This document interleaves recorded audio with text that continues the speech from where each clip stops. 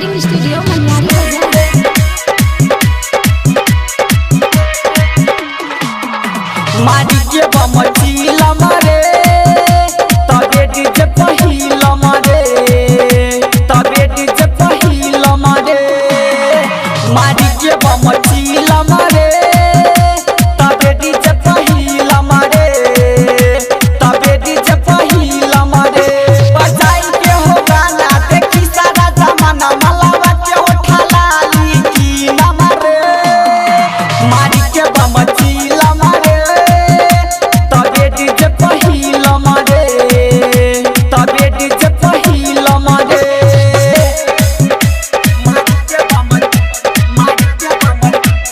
देव recording studio Maniyari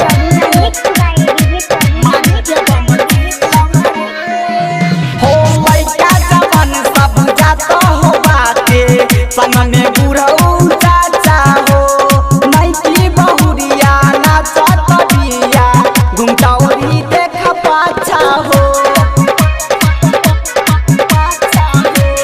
लइका जवान सब जात हो बाटे संग में बुढ़ऊ चाचा हो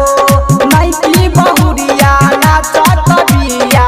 घुमटावरी देख पाछा हो तट भगवती के सुर हो जाला दुख दूर सहल नहीं ता सीता मरे मारी के बमचील मरे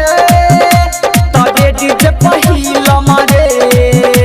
तबे डीजे पहिल मरे मारी के बम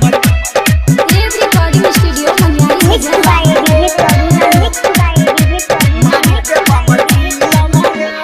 हो कमलेश से डरदी जात हो बाटे भाभी के संगे देव घरवा रे